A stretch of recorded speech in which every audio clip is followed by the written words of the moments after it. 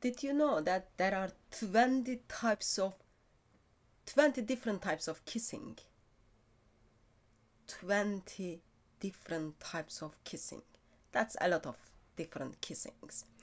And when we talk about the kissing in adult contexts, I don't think I will be showing you the pictures, but one of them well-known is apparently French kissing. And you can even go to internet and find out 7 steps to improve your French kissing skills. I thought it was an interesting article, but now I want to talk about someone who is more interesting, and I love to talk about his kissing skills. Of course, I don't think it will take Arshine to guess who I'm going to talk about. I'm going to talk about a man called Muhammad, who is identified as the Prophet of Islam.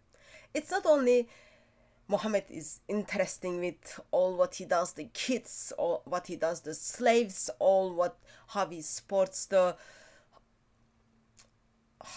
His list goes on. Anyway, it will just change the focus of the video. So, I want to talk about Muhammad and his kissing skills.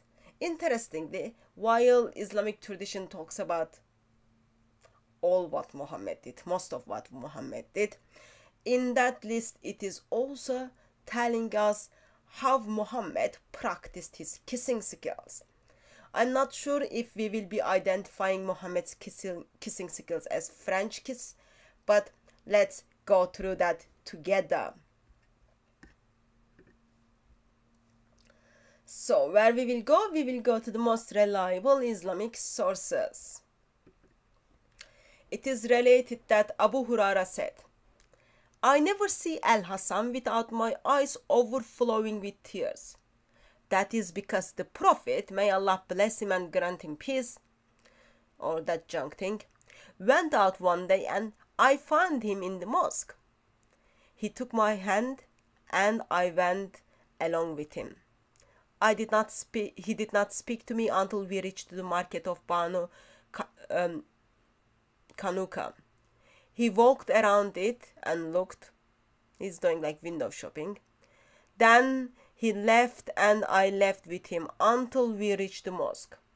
He sat down and wrapped himself with his garment. Then he said, 'Where is little one?'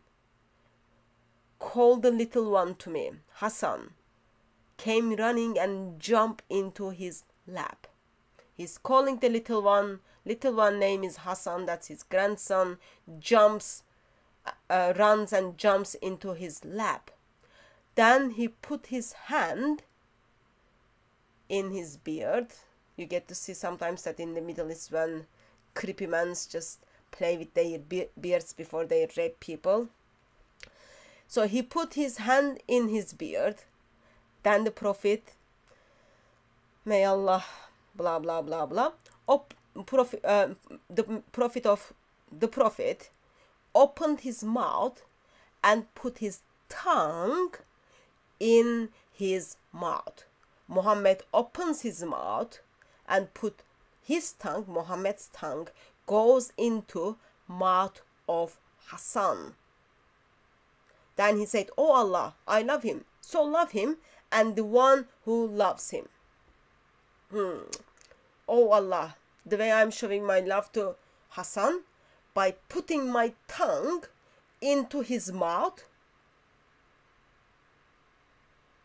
as a man, I am putting my tongue to child's mouth to express my love." And then of course he kindly asked Allah to love Hassan and also love those who love Hassan. Very, very, very disturbing. Very, very, very disturbing, of course. Very disturbing. Let's move on. This is very creepy. Very creepy. You can even kind of put together, oh, it seems Muhammad's desire is not only for little girls. Muhammad's desire is not only someone else's wives, for someone else's wives. Muhammad's desire is not only slave women's. Muhammad's desire is not only for who just killed his family and then took the woman, but also Muhammad's desire is for boys, little boys. Please come to the next hadith with me. A man comes to Muhammad and then says, "You people kiss the boys, we don't kiss the boys." Man finds this a bit strange that Muhammad is kissing the boys. Probably everyone heard one of the type of the kissing, one of 20, Muhammad is practicing on Hassan by putting his tongue into his mouth, into the mouth of this child. Everyone heard about it, and then people come and then ask him. I'm not even asking like, "Oh, you do this, we don't do it." Of course people don't do it. People have little bit moral standards. And it's not only that, of course. It's not only Muhammad's creepy relationship with boys. And then also Islam kind of brings like one of the nasty things out again. The Prophet said, "Whoever guarantees me what is between his legs and what is between his jaw, I guarantee him paradise." Did you all get the his desire towards man? When a man guarantees to him what is between his legs, that's like his private part, translated by Muslims.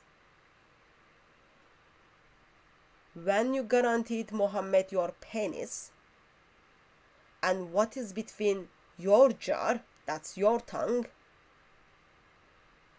Muhammad guarantees you paradise. Too much sickening in here. For you to get to paradise, what you need to do? You need to give access. Muhammad needs to get access to your private part as a Muslim man, and also your tongue as a Muslim man. You are giving the access to your private part and your tongue to man called Muhammad, whom's supposed to be the best example to humanity. Strange thing is, it just doesn't stop there. It just doesn't stop there. It goes on and on and on. Let's look at this example, where Muhammad not only thinks like, yeah, it was okay for me to put my tongue into the mouth of child. It was okay for me to ask people to give me access to their private parts and their mouth and their tongue. Now I will do one more step. One more step. What he does, he separates the legs of Hussein and kiss his little penis. He separates the legs of child and then kiss the child's private part. I don't know how much you already throw up, but it is sickening. It is sickening and sickening. You feel throw up whatever you had for breakfast, for lunch, or for dinner, but that is the beauty of man called Muhammad. That's why Allah identifies him as the man, best example to humanity, man, merciful to mankind. Why? You look at his examples and then it makes you to throw up. So please let me know if you think Muhammad was practicing French kiss, or what kind of kiss he's practicing. I love to hear from you, since we are discussing about one of the most wonderful men who couldn't even control his desires. He went behind the boys.